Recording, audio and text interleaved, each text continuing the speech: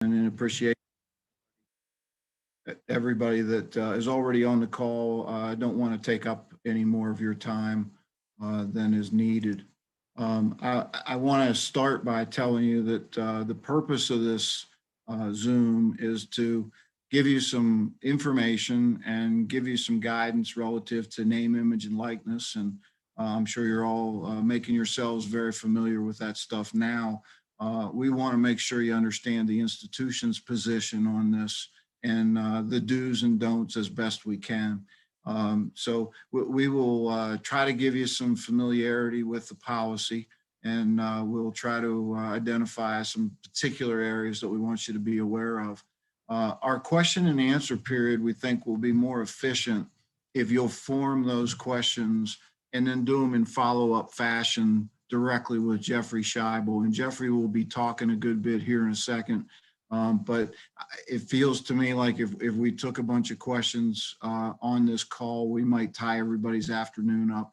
And I believe that everyone may have your own personal situation questions, which will be better served to handle in a one-off situation with Jeffrey anyway. So we want to keep this, at a higher level of thinking and familiarity, knowing full good and well that it may lead you to some questions that are more specific to your situation. So I thought I'd start by discussing with you that this process has been going on for over a year now for us, for NCAA institutions, actually. And if you followed along, it's been many years, all the way back to the original case that came from basically EA Sports, when college sports used to have video games and student athletes' likenesses and images were being used in those games, particularly the football model that was very popular, the Madden football.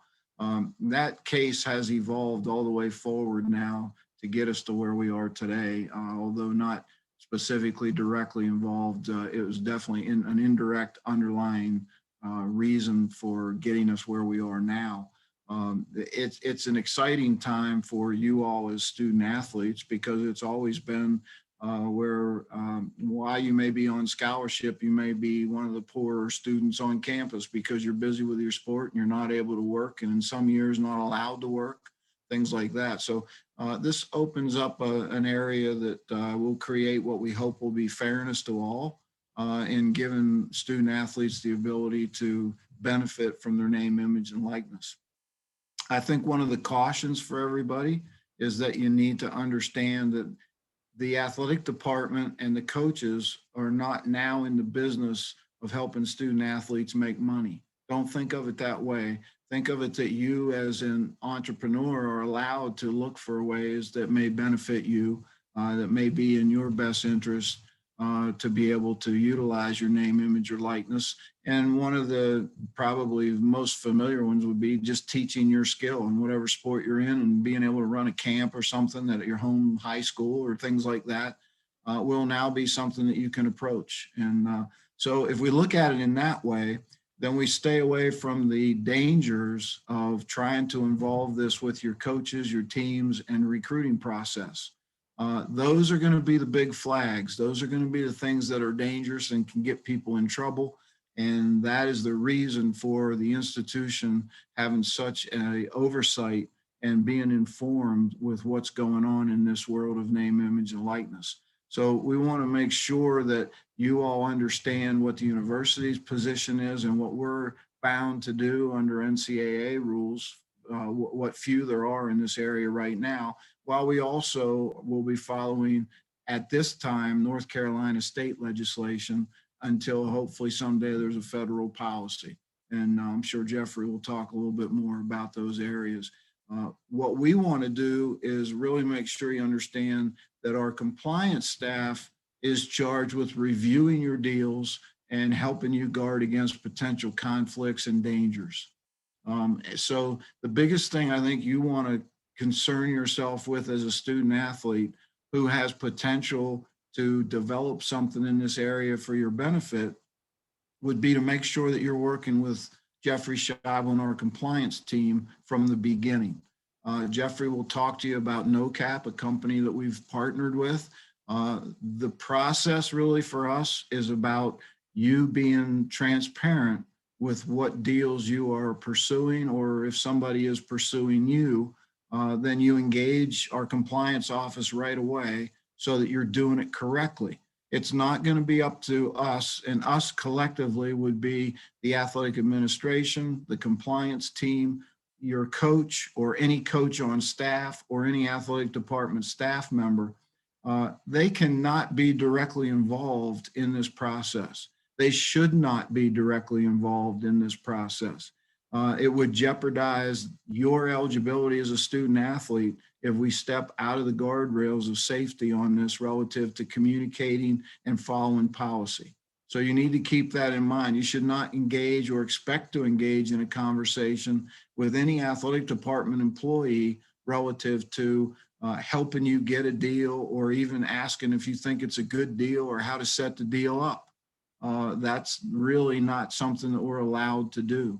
What we are allowed to do, and again, Jeffrey will clarify this a little better for you, but we're simply allowed to be informed, and then we will try to make sure that you don't run into conflicts relative to things like a conflict of interest with the values of the university, for example, and in making sure that the deal that you're entertaining doesn't have a conflict of interest with the school directly. There is a way to use the images and the marks of the university and the athletic department, but it has to be done correctly in our policy, and Jeffrey will take you through a little bit of that as well. There is a pathway, but you have to do it correctly. Jeffrey will also talk about some of the, if you don't do it correctly, what might happen. But what I want to make sure is that you understand how important it is to disclose your deal and work with compliance and make sure that there are no conflicts of interest in what you're trying to do. We're not against you trying to benefit from this. We're not really even that interested in how much money you make. Get, if you have a great opportunity, then you deserve that like anybody else using your name, image, and likeness. And we're supportive of that. We just have to make sure that we're following the rules, doing things in the right way, and making sure that you're disclosing to us what you're doing with that deal. You can find the policy on the website very easily, going to the student athlete, the portal on our website for student athletes, your student athlete hub. Basically, you're 2 clicks away. Go to the website, hover over the student athlete hub, click on that, and scroll down to name, image, and likeness, and you're there. And it will give you the entire policy. So if you're going to engage in this activity, please read the policy, be familiar with it, and know that that is what we're using. If there are updates coming forward for the policy relative to the conference changing anything, the state of North Carolina changing anything, or a federal level policy, we will update our policy. But for right now, our instructions were to develop our own policy at the institutional level, which we have done, and it's accessible to you on our website. So with those 2 things in mind, you can find our policy, and please disclose, be transparent with our compliance team on what you're doing so that we can help you. I'd like to turn the meeting over to Jeffrey, who's going to take you through a little bit more detail in a lot of these areas. Jeffrey. All right, thank you very much. And thank you all for being here today. I want to start off just kind of saying where we are in this, where this is, how it got to the institutional policy. First, the NCAA came out with essentially 3 parameters. No pay for play. That means you're not a professional athlete. You're not being paid to play your sport. No recruiting inducements or promises of NIL pay. That's really on the recruiting level. You're not going to see that at this point. But then also no achievement incentive-based deals. So what that means, if you do a deal with, say, Under Armour, you're not going to get, or you could not get a bonus based on your performance, such as 10 touchdowns or 30 points a game or whatever it might be. From there, the NCAA really, that was their broad policy. They handed it over to the CAA, who essentially required all CAA members to require disclosure of NIL agreements. And that's what Dave was talking about with no cap. And you should all be familiar with that. If you have not registered yet, even if you don't have a deal, I highly encourage you to do so. So we also had to identify a process for handling conflicts of interest. And again, that could be the values of the school, or that could be an existing contract that we have, and there's potentially a conflict there. So all of this, I realize, is new to you.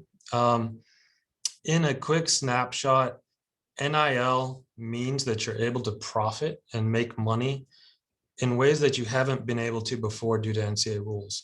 So that means you could have your own business, or you could promote your roommate's business, or the kid down the hall in the dorm. These are things that, while you could have your own business before, you couldn't promote it using your picture, your name, your social media account. Okay, so that's really what we're getting. I think you all know what a commercial endorsement is. Somebody reaches out to you, they want to pay you to endorse their company. That's now permissible with NCAA rules. However, it does have to be disclosed before you do that. We don't want to find out after the fact, because that's where we can run into troubles, and then we don't have the whole vetting process of making sure those conflicts don't exist. So two things I want you to be aware of, and these are, and Dave mentioned the Student Athlete Hub. The NIL Direct link is just elonphoenix.com/NIL. That will take you directly to our policy with links to the NCAA policies, as well as a number of resources that you can use. And that page will continue to grow as well. But two things I really want to highlight, these are important. One, your income generated from name, image, likeness it can impact your need-based financial aid. So when you file your FAFSA at the beginning of each year to determine what you might qualify for financial aid, this could impact it. Now, typically, just so you know, the financial aid is about 2 years behind. So these are really going to impact first years and sophomores in terms of reporting this aid. But that's something to keep in mind, that if you qualified for a Pell Scholarship or Pell Grant, if you make X amount of dollars, you may no longer be eligible for that need-based aid. So that is something to keep in mind. While we can't directly help you with that, you can consult a tax professional or somebody in that area that can specialize in financial aid for you. The other area is international students. We are awaiting guidance from the United States government on whether or not NIL activity impacts your student visa. For now, I would recommend that you reach out to the Global Education Center. However, in talks with Kristen Aquilino over there, she did tell me that there's an update coming soon. And as soon as we have that, we will let you know. As for earning money in your home country, that's something you would have to be aware of. Your visa would not preclude you from doing that, but you would need to know your own rules from whatever country that might be. Okay. I'm going to touch on a few items quickly. The use of logos and marks. I know a lot of you use your photo shoot pictures because those are they're very well done. They're great photos. But keep in mind that you are in Elon's uniform. And if you're going to use a picture in Elon's uniform for a commercial endorsement, meaning you are actually making money, that's very different than personal use. Okay, this is something you haven't dealt with before. So a commercial endorsement, you need to get permission to use those logos before you go and take part in it. So not only would you need to disclose it prior to the activity, but you'll also need to fill out the logo and request form, which is found on that same website, elonphoenix.com/NIL. If you have any questions, I'll be glad to talk to you about that later. The main thing is that's anything Elon gear that you got, practice gear, game jerseys, Elon facilities, anything that says Elon. If you're doing a commercial endorsement, you need to get permission to use those logos. Institutional involvement as well as another one. I want to bring this back up. Dave mentioned it, but I want to bring it up because I have heard from some of our staff members, academic advisors are people you're very close with. Your SID is someone you're very close with. They cannot answer or be involved in this at all. You need to direct your questions at the compliance staff, particularly me at this point. And I can help you answer them. I can't tell you if it's a good deal or a bad deal, but I can tell you if you've got issues, potential with sponsorship conflicts, and I can tell you how to file that disclosure, that process, or if you have any questions about that. Really, you need to be aware, consider yourself an independent contractor. You're running your own business, and read everything that you get. It's always in the fine print. Something that you could be signing away your rights perpetually for $20. That means that there are companies out there that are saying, yeah, we'll pay you $20, and down the road when you become famous, we're going to cash in because we own your rights. Okay, that's not necessarily an ethical approach, but that is a business approach, and that is what you're going to see in your contracts that you're looking at. Again, if you have questions about that, contact me. Agents, as you know, from an NCAA compliance standpoint, athletic agents are not permissible. You cannot hire an agent who's going to promote you to a professional team in any way or form. However, you can hire an NIL agent. That's somebody who's going to market your ability for endorsements and advertisements. They need to fill out an NIL form. Again, it's all tied to elonphoenix.com/NIL. Okay, there's an agent registration form, and make sure we're in the loop on that. Contact me if you're going to, if you're considering hiring somebody, and we'll just make sure that everything is properly vetted. The last thing I want to mention really is the disclosures. This is no cap. No cap is new. Every NIL site out there is new. It's probably a shell of what it will be 6 months from now and what it will be a year from now.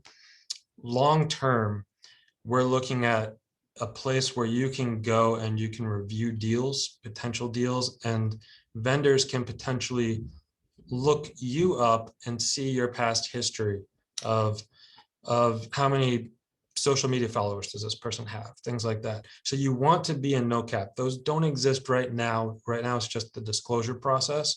But really get comfortable in no cap. If you have technical issues, you can reach out to me or you can reach out to Andrew Stafford. He is helping out with the student services approach. He is helping out a lot with the website. But if you have compliance questions, reach out to me.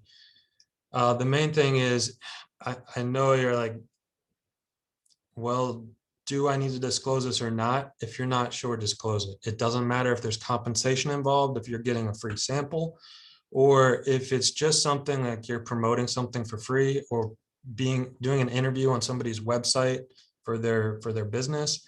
These are all things that need to be disclosed. It's not only your traditional, you accept payment to endorse something. There are other areas that come into play with NIL, and it's basically anytime that your face or name appears on a commercial entity's website or advertisement. I think those are the major issues that I wanted to cover. I do know there will be a lot of individual questions and case-by-case questions, and I'm more than happy to talk to you individually about that. Jeffrey, before you wrap up, give us 30 seconds or so on No Cap. Who are they? Why did we partner with them? And what they do? Yeah, sure. So No Cap is an educational platform that is also tied to NIL transactions. We have, like we've said, we have requirements to disclose any deals that are being done. So you as a student athlete were sent instructions probably last week. I think I sent them maybe a second time as well. and those are also on our website. Those instructions say how you register a deal. And they also have instructions on how to get a potential sponsor to register a deal with no cap. Eventually, if a company is going to want to find you on no cap, they're going to need to register and create their own profile. So this is kind of our one-stop shop for NIL management. It is helping from a compliance angle. It is helping from a student athlete perspective. There will also be giving evaluations of your social media pages down the road in terms of ways you can improve and make yourself more marketable.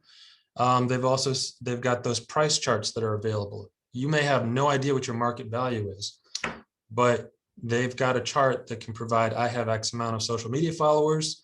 I should be charging this much for a sponsored post. So that is, we are working with them, and we're very excited about the future with what they can offer. They also house a number of educational resources that are rolling out between webinars and professional companies that offer engaged learning on there. I can also tell you that in conjunction with Andrew Stafford and our career development team, we're going to be adding additional material there. And down the road, a lot like this academic year, we'll be offering some workshops as well for skill building, things that you can use to benefit and maximize your potential in the NIL space.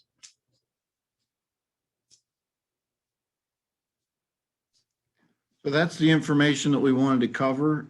We appreciate you all taking a few minutes to join us today. And again, this session is recorded, so if you need to revisit it or refer it to other people that could benefit from it, please do so. And if you have direct questions, feel free and welcome to reach out to Jeffrey and the compliance team, and we'll be glad to help you along. With that said, I look forward to seeing everybody here real soon. August is right around the corner for the fall sports to report, and we're anxious to watch normal games this year. So best of luck to everybody. Enjoy your last week or so of summer, and we'll see you soon. Thank you.